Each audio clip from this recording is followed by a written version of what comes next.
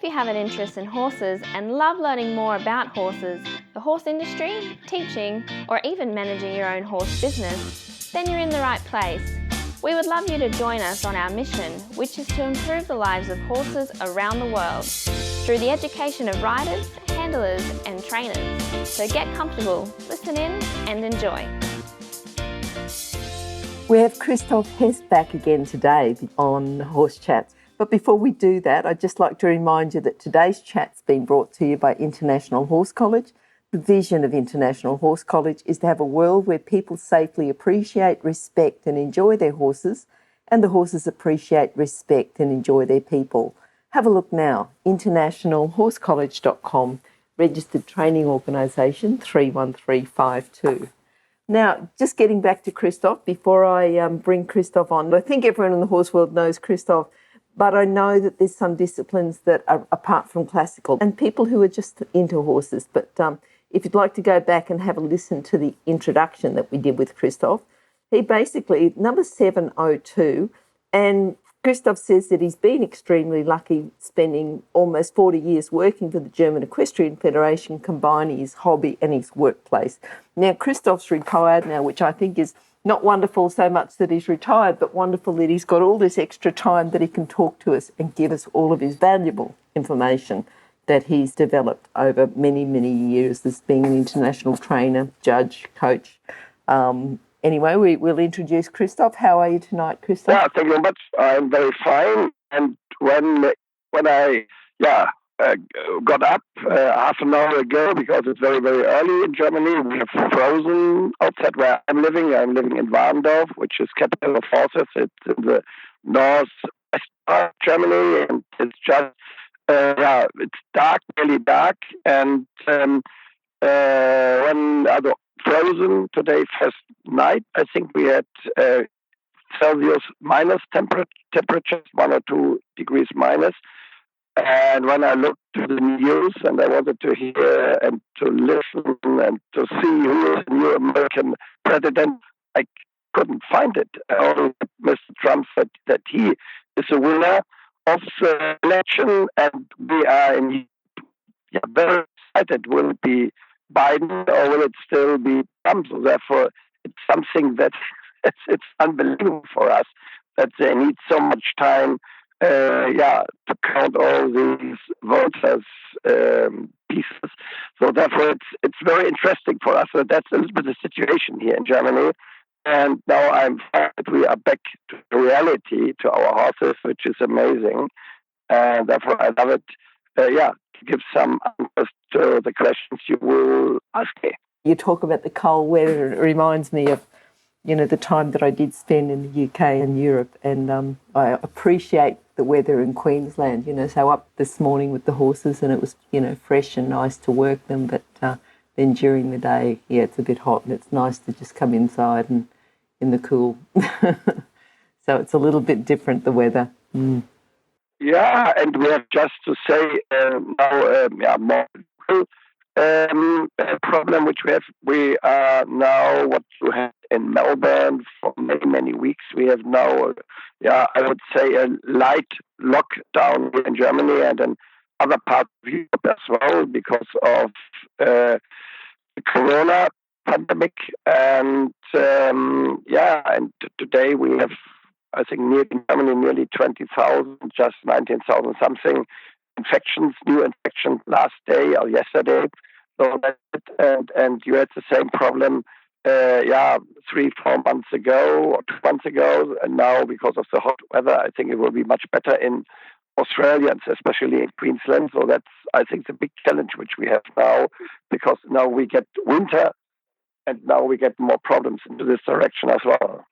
Yes, I think we've been very lucky in Queensland. It's only visitors returning from overseas now that there's a problem. Yeah. Christoph, today we're going to talk about the paces and gaits. Okay, so I know that, just in our pre-chat we talked about, like in English it's canter and gallop, whereas in German it's gallop and gallop. We talk about paces and gaits. So there's going to be times where I'm going to say, can you just explain the difference between, first of all, paces and gaits, But also, even if we start with walk, trot, canter, and if we go into gallop, almost think that someone's coming in and they might just not had the exposure to some of the terms that we have. We have people from all over, so while I think that we have quite a lot that have got classical backgrounds, we have people that have ridden stock horse and grown up. And, I've taught people who've been riding horses for 20 years and not known what a diagonal was, not known about changing diagonals and wondering why their horse kept striking off on the same canter lead all the time. Well, they didn't realise that some of the work they could do in the trot. So we've got a wide variety of people with an interest in horses, but sometimes we've just got to explain it a little bit more, and get a bit more depth, I think, and take advantage of all your knowledge that you have, that you can explain it in such a way that even people who've got, I understand what the walk, the trot, the canter are, to just explain it a little more so they can develop their knowledge as well. So if that's okay, can you explain the gaits and the paces? Yes, I tried. To be honest, I don't know what's really, looking from the academic point of view, the difference between gait and paces, but I can explain. This is what I want to start to explain the importance of gaits and or paces. And I think this is not looking just from the dressage judges and dressage trainers' point of view and dressage riders' point of view. I think it's good when everybody looks into the fields, and you can do this in Australia when you look to the stock horses when they are outside in the fields, or you look to warm blood or thoroughbred horses when they are outside in the fields. A horse wants to move with regularity, with rhythm in walk, trot, and canter when the horse is outside. When the horse is running and by himself or herself, the horse wants to do this in a good rhythm. And if the horse is not has not a lameness or so, then you see that the horse is absolutely irregular when the horse is moving. So that's, I think, very, very important that we have to realize it. And looking from the judges, trainers, and especially riders' point of view, we have always realized that there is a very close connection between the regularity, the rhythm, and what I think is very important, the tempo. That at the end of the day, and when we watch horses outside, we see that when they are not running away, that they trot or walk or canter in a similar tempo. When you watch horses who are not just outside for a couple of hours, then they go to the stables where they are out the whole day. They move very quiet and if possible long distance, not very fast, but always in a good tempo or in a similar tempo, and even in rhythm and regularity. And this is what we have to have in mind when we sit in the saddle or when we walk our horses or train our horses from the ground. That there is that we have this in our ideas when we train. That there is a very close connection between rhythm regularity on one side and tempo on the other side. So that's for me what is very important. And then the second thing I want to underline is that horses love to be in a good rhythm and move with good regularity. Why? Because this gives them a feeling of convenience. A horse will not have a good feeling when they ride fast and slow and up and down and bigger and smaller. That's not a problem, and smaller steps. But the problem is always when you do it fast and slow and fast and slow. Therefore, this is maybe we know from show jumps or cross country. This is possible as well, but you have to do it always with a good regularity.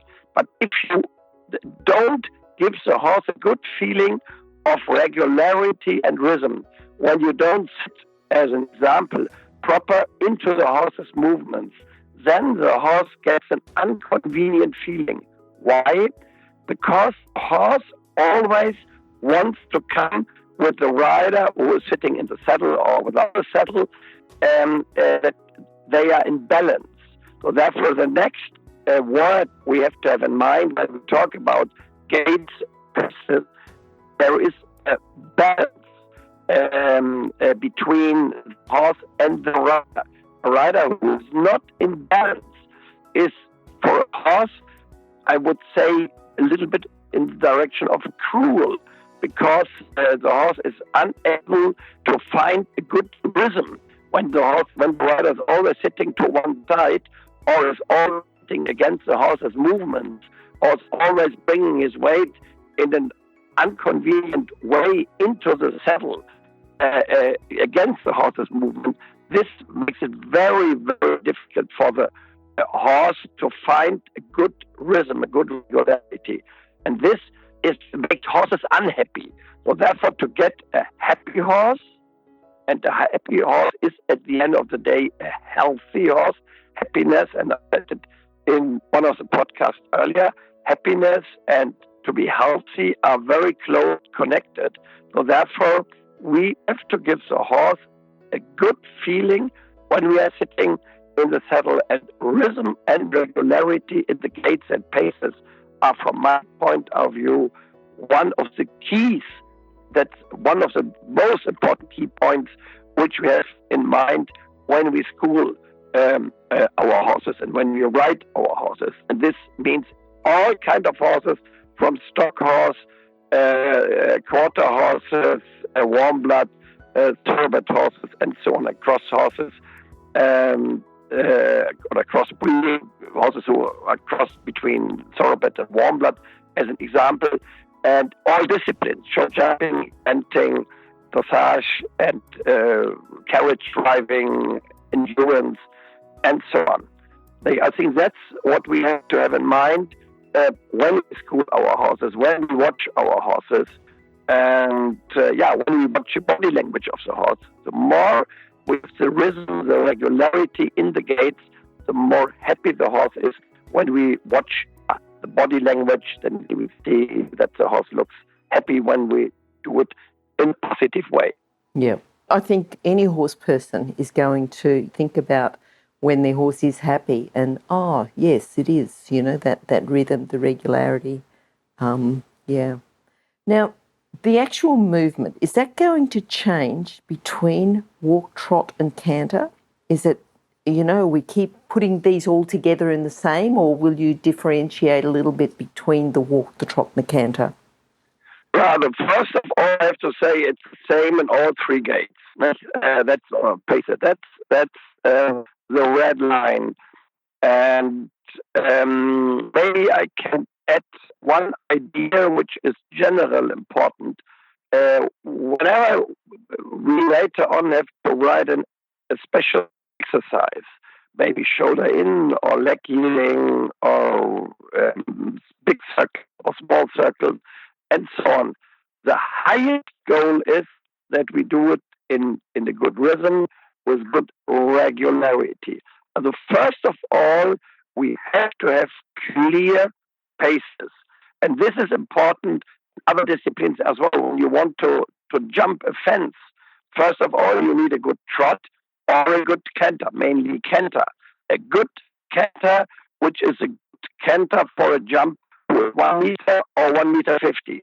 You need a good canter with good forward tendency, not running, but with good clear strides. This is important. Otherwise, it will not work. When you ride with rein back tendency, always with a short rein, and the horse will not find a good canter with good balance and, in a positive way, good forward tendency, always good energy. The horse will not be able to jump the fence properly. So therefore, this is the highest goal, to give the horse a convenient feeling in these three gaits. And this is, for me, the red line in walk, trot, and canter. Clear rhythm, 4-beat rhythm in walk, 2-beat rhythm in trot, and 3-beat rhythm in canter. Very good. I love the way you explain. The riding the movements. Now, you make a difference between riding the movements and training the movements. Are we talking about a trainer on the ground, or are we talking about riding, say if we're at a competition, we might ride, but then think, I've got to do a little bit more training on that particular pace or at home. Is there a difference there between riding and training, or while we ride, or are you talking about training when someone's off the ground and watching? Yeah, although that's a very good question, and it depends a little bit which discipline I'm training for and which age the horse is and how the horse is trained. Maybe I start with the walk. I think we have now to look to the gaits in a different way. Either the walk, I said it's a 4-beat rhythm, and I think in walk we have to realize that for me the walk is, and this is just a personal opinion, but I'm very sure that I'm quite right with my idea that the walk is in a way the mirror of the way of the training. A well-trained horse in trot and canter, or in general a well-trained horse, will have at the end of the day a good walk. To be honest, not all horses has by nature a good walk with clear rhythm, with good activity, and with good covering ground and overtracking, because these are the criteria judges are looking for. Some horses maybe have a rhythm, they are active, but they are limited in the possibility of overtracking and covering ground. They don't come very much out of the shoulder, but that's okay. Talent. They are talented more or more untalented, but the level they are looking from the rider's point of view, looking from the trainer's point of view, this can be still a good walk. Looking from the judge's point of view, you would say, okay, more covering ground than overtracking if the walk is limited. But if you are doing a trot and canter work, then at the end you get a walk which is for this special horse the optimum walk.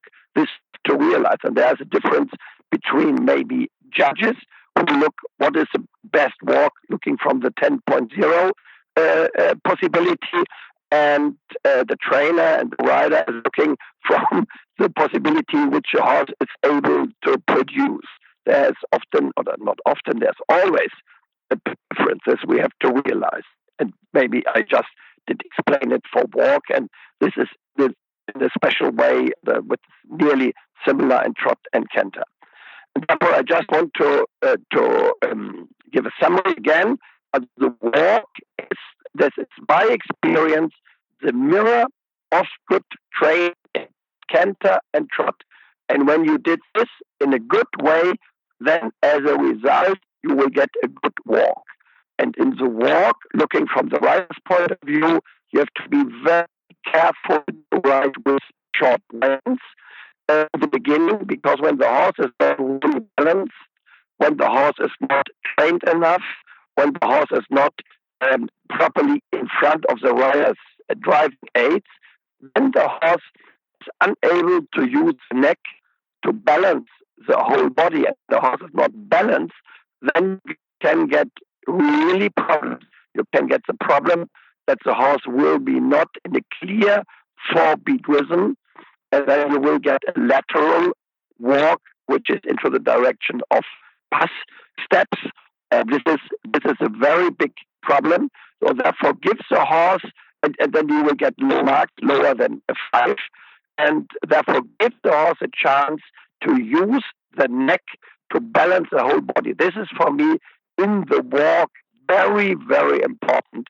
And therefore, don't touch the mouse, don't ride a young horse, especially a young horse with short reins. Gives the horse a chance in the walk to do big steps. I always, when I'm looking from the trainer's point of view, I would say gives the horse a chance for a true marching walk. I like this walk feeling then you see that the horse has really big steps, and the rider is able to produce walk. This is the feeling the rider needs, and when he has this feeling, then at the end of the day, he will have a lively walk, and judges will give high scores. Okay, very good. Now, just thinking about training, like people first start off to ride and they might have to be on the lunge because they can't even turn their horse and trot at the same time, and then progressively get better and better and better. But what sort of skills should the rider have before you could consider them able to train a horse? They're almost like a passenger. They're sitting there and they're not able to improve the horse. But if they're going to improve the horse and train the horse, what level of skills should they have before they can start doing any training? Yeah, you give me, or you ask really, really good questions. Thank you. I see that you are really a true horse person and that you give questions with your brain and with your heart. I love it to listen to your questions. Yeah, I think that's the main point. That's the second very big key point. Many riders, they think that's always the horse's challenge. The rider and the rider's position. And I know years ago, we had Richard Weiss in Germany, and he was giving us lectures how to sit on the horse and what would happen if the rider is not sitting properly. Richard from Australia, and to be honest, I don't know what he's doing now. He's not in my focus now. It's a shame, but he was in Germany several times, and it was really amazing to discuss this with him. But he was exactly on the same page as we are since generations of trainers, judges, and riders. And I think the most important part before we talk about gaits and paces is the rider. We talk about the rider and the horse, which is ridden or trained by someone who is not, and these are the two criteria which are important, by a rider who is not supple or relaxed in the saddle, and a rider who is not in balance in the saddle. That's cruel for the horse.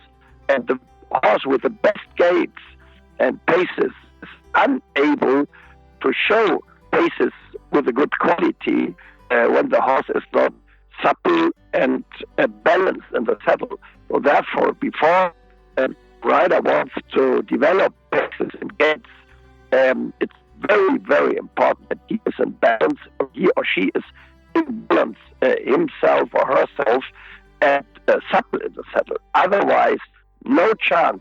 You can buy the very best horse in the world for millions of Australian dollars when you are not sitting independent in the saddle. When you, as an example, use your reins to find balance in the saddle, no chance to develop gaits.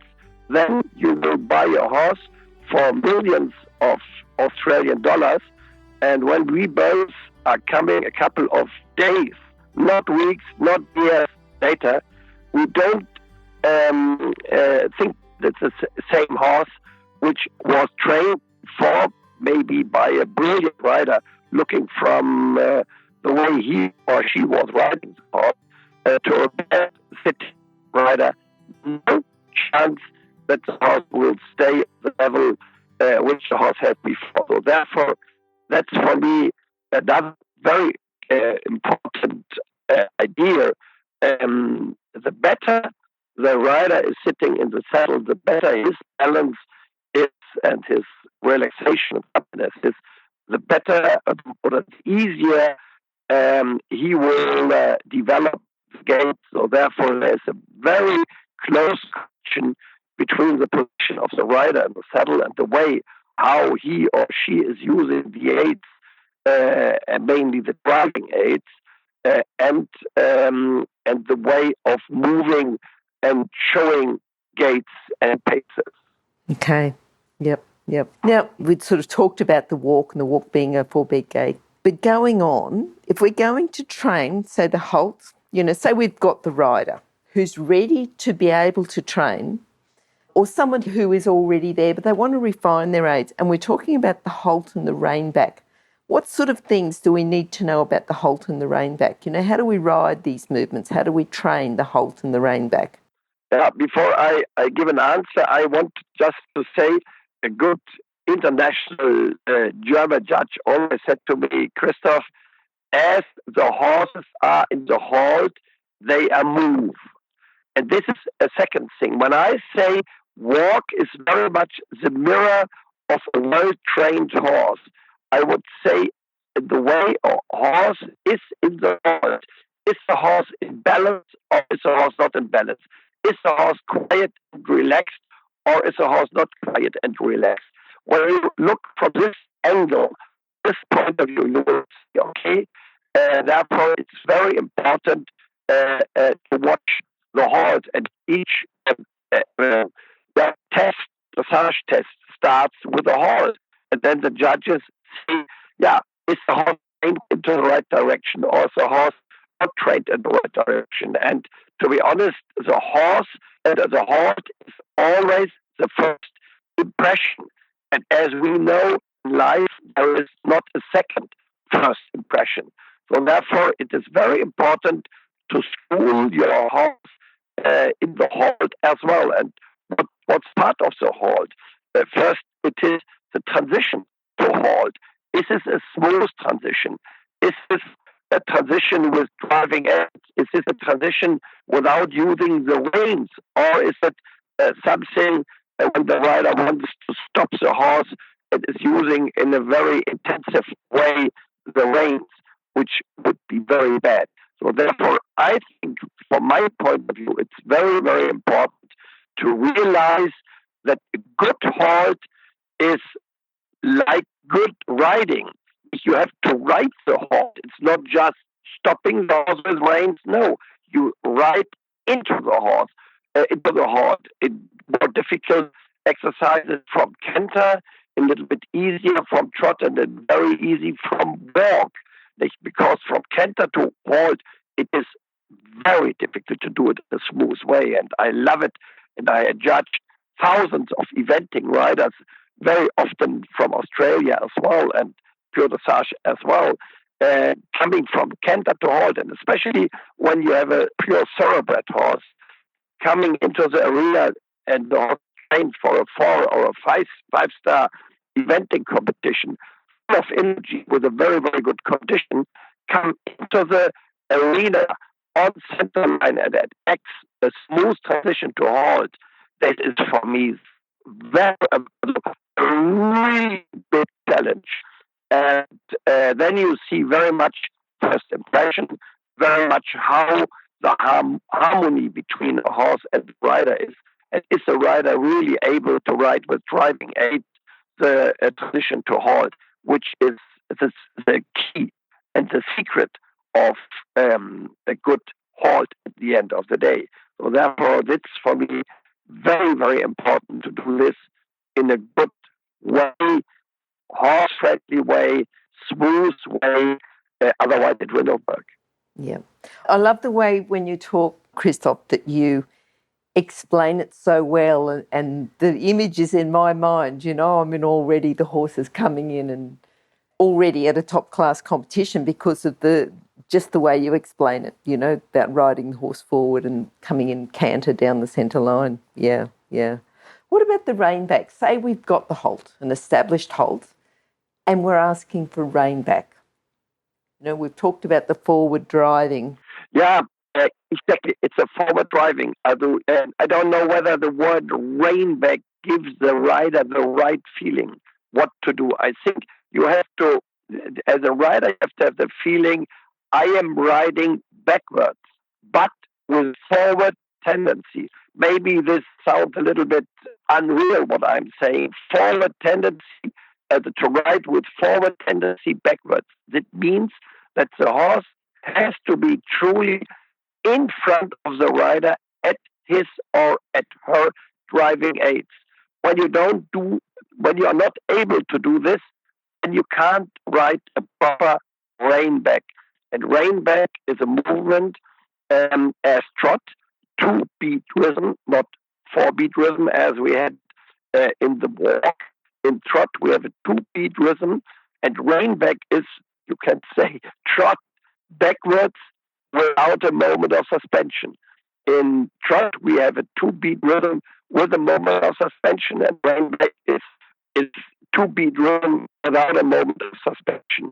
And the more soft the rider is able to transition, the more soft the rider is able to come from walk, trot, or canter into the halt, the more he or she is able to ride, and I want to underline the word, to ride backwards.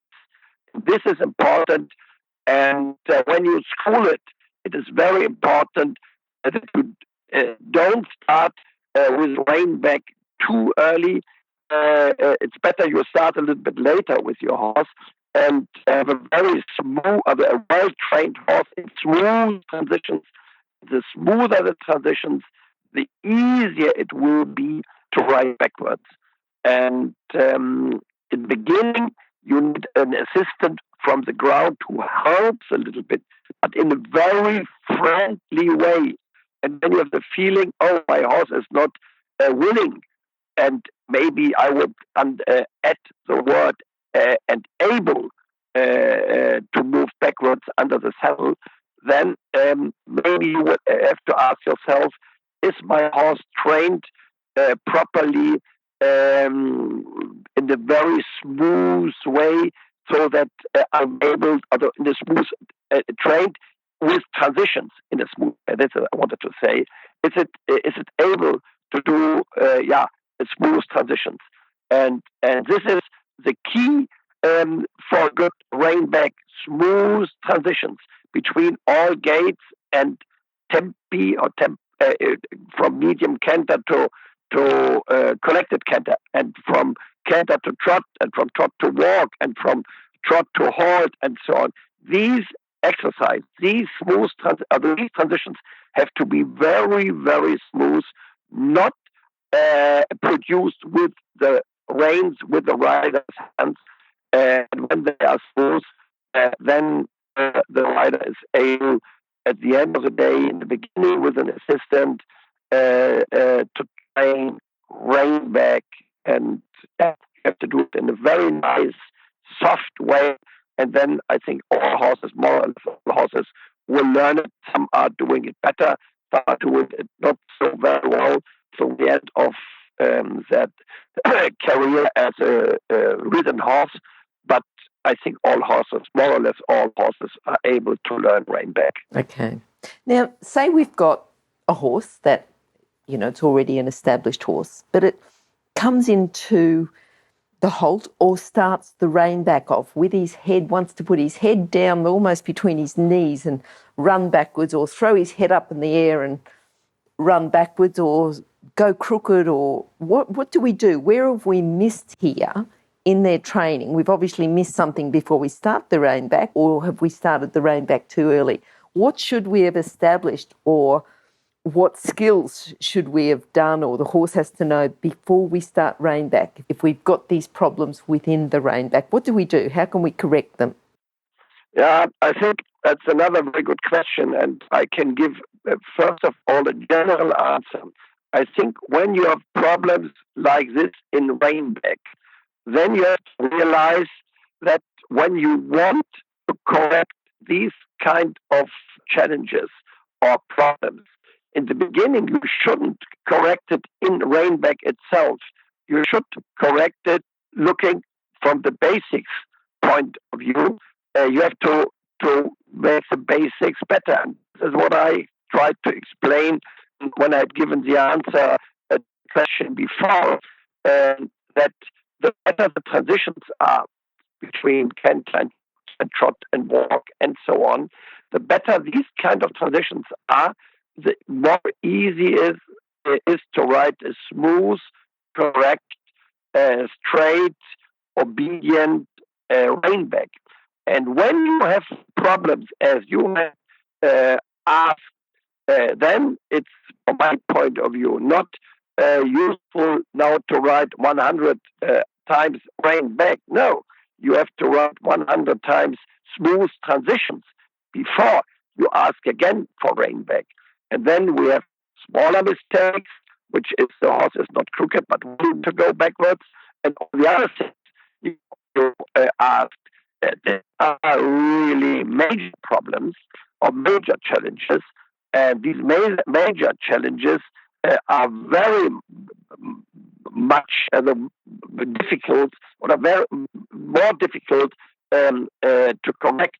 And when you want, in general, to correct things, don't correct these just the exercises. No, look to the basics point of view and make the basics better, and then ask again for Reinback as an example. And the same thing is for flying changes or half passes or shoulder in and so on.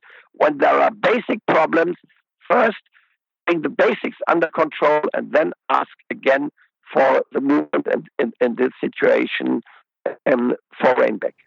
Okay, beautiful. Christoph, just going back, you've always talked about the basics, and I know that in the second time you came on, we talked about the foundation training for the rider, and while we might talk about, horses doing canter halt or horses doing flying changes, you still keep going back to get the basics right, and the foundation training is just so essential to do that. Yeah.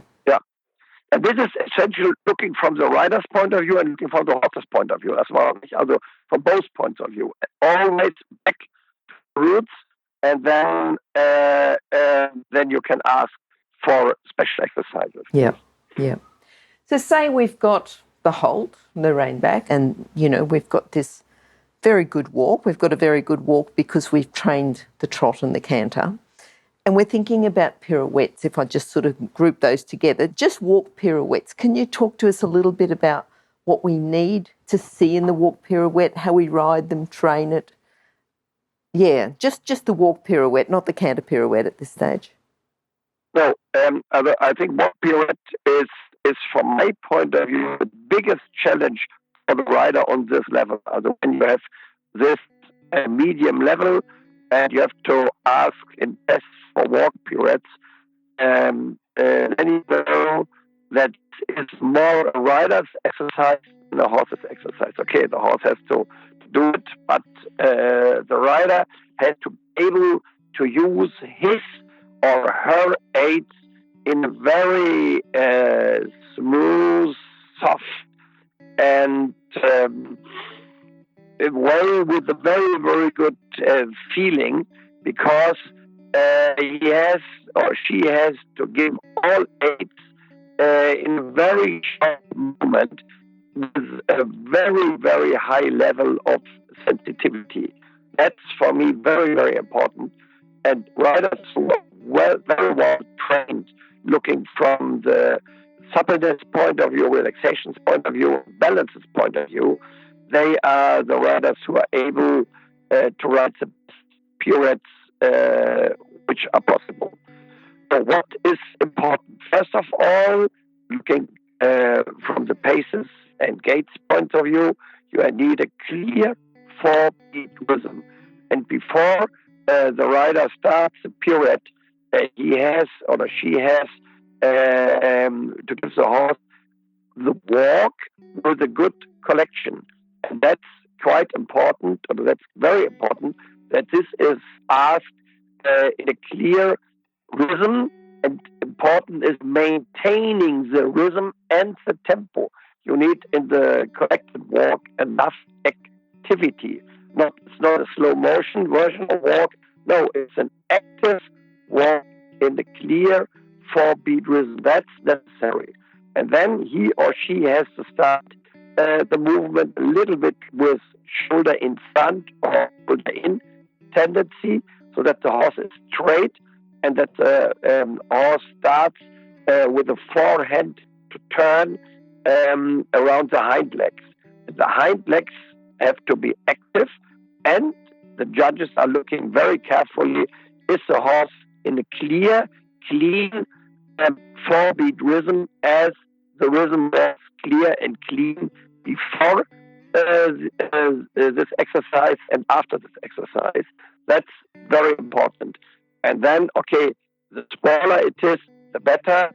And in the beginning, it can be a little bit bigger. And I love to school it in the way that you are asking before you ask for a total pirouette. You ask just for a quarter of a pirouette, just one or two steps, and then go out, and then again quarter of a pirouette, and then go out as a rider and finish the pirouette. That's for me the 10.0 way to school this exercise. So these kind of exercises, that's similar in the canter pirouettes later on as well. Therefore, for me, looking from the training point of view, that's an excellent movement. Gives a rider a high level, or it gives a rider the feeling, I have to say, the feeling of a good sensitivity in the saddle. Therefore, looking from the learnings and trainings point of view, it is really very useful to ride quite often pirouettes and walk with younger riders, so that they get the right feeling for giving the aids in a very, very sensitive way, effective and sensitive way in the same time, and therefore they are able to ride good pirouettes and walk. Then later on they will be able to ride good corners, they will be able to ride good big and small circles, they're able to ride at the end of the day good lateral work, shoulder in, half passes, around their travers, and they are able to turn the horses in jumping and cross-country competitions and so on. Also, this is one of the very important key movements which we have for learning horses and learning riders. That's a wonderful one to finish with then. I think people can have a little bit of homework and just, again, as you were describing it, I was thinking, yep, the shoulder in, the walk, the preparation. You just explain it all so well, but explain it so well that you have to be thinking about it as you're going. Sort of chat, we need to go back and listen. If you're having a problem with any of these movements, I urge you to go back and re-listen. And I think we're going to do a couple more. I think, Christoph, that's wonderful for today, but I think next month you're going to come back and talk about a couple of other things as well. I think, the difference between leg yielding and shoulder in, as an example, I think is a very good one. Yeah. So if you're interested in listening to some more, which I'm sure you are, come back, listen again next month, and we'll talk about leg yield and shoulder in. There's sometimes a little bit of confusion between the two. Or go back and just listen to the, what Christoph's got to say about the gaits and the paces and how important it is to get the halt established and the rein back and the pirouettes and, just sort of going on from there and thinking about having that feeling when you're training your horse. Christoph, thank you again for coming on, and I'm certainly looking forward to our next chat. You take care and stay well. Yeah, thank you very much that I could explain these kind of sizes and gaits and paces. Yeah, have a good evening. I'm looking forward when we have our next session on Monday at the same time. Perfect. All right, I'll talk to you then. Bye-bye. Bye-bye.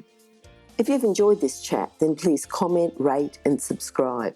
If you'd like any changes or recommendations for guests, then please contact us through horsechats.com. And while you're online, have a look at the government-accredited courses at internationalhorsecollege.com. Registered Training Organisation 31352.